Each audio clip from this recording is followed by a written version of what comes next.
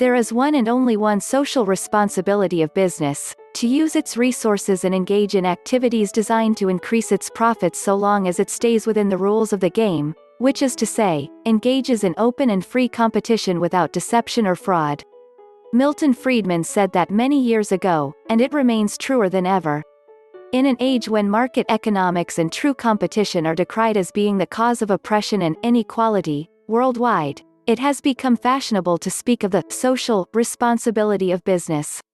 Many thinkers have warned us about the trick of adding social in front of common words, stripping them of their real meaning and turning them into tools of demagoguery, populism and political trickery whose objectives are to fool the poor and fleece the rich.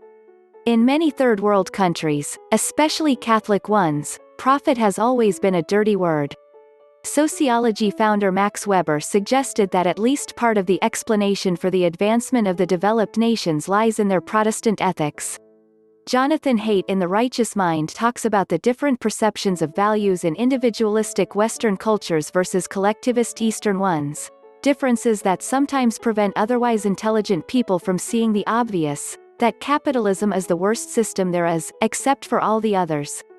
And that for profit, efficiently run and properly governed organizations are at its core. We have advanced a lot since Adam Smith wrote The Wealth of Nations, but it remains a critical task to remind society that the desire of the individual for a better life is what propels mankind forward, not one-size-fits-all commands emanating from high authorities, elected or not, or political correctness devoid of real meaning. The results generated by business, profits, jobs, capital investment, is what created the modern state, what pays for government, what makes possible the freedom we take for granted. Business even pays, through taxes, the salaries of some of its harshest critics in academia. The real responsibility of business owners and managers is to run successful businesses and play by the rules. Social responsibility can be said to be the obligation on the part of business enterprises to protect and promote society's welfare.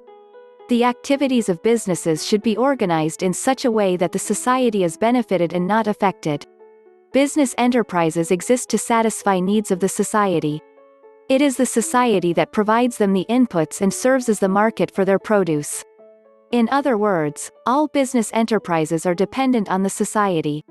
Therefore they should ensure that they keep the interest of the society as their most important consideration in all their decisions and actions. The basic requisites expected in this regard are trust, honesty, integrity, transparency and compliance with the laws of the land. 1. Responsibilities towards owners, investors. Some specific social responsibilities of business towards owners are: I. Paying a reasonable rate of dividend as a reward for risking capital in business. E. Ensuring safety of investment of funds provided by owners. E. Giving owners a true and fair account of the functioning, profitability and financial position of the company. IV. Showing due regard towards the interest of minority of members. V. Ensuring growth of the company. V. Not to indulge in undesirable speculation to the detriment of the interests of genuine investors. V. Not to mislead prospective investors, by any means whatsoever, to invest in the company. 2. Responsibilities towards employees. Some specific social responsibilities of business towards employees are: I. Payment of adequate and timely wages. E. Providing congenial work environment.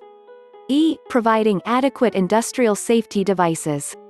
IV. Granting job security. V. Providing opportunities for promotion and advancement. V. Providing benefits like subsidized housing, free medical care, leave with pay, entertainment and recreational facilities etc. V. Ensuring reasonable workers' participation in management. V. Giving workers their due share in the excess profits of the business. X. Giving humane treatment to workers. X. Taking care of the personal problems of workers, of a serious nature.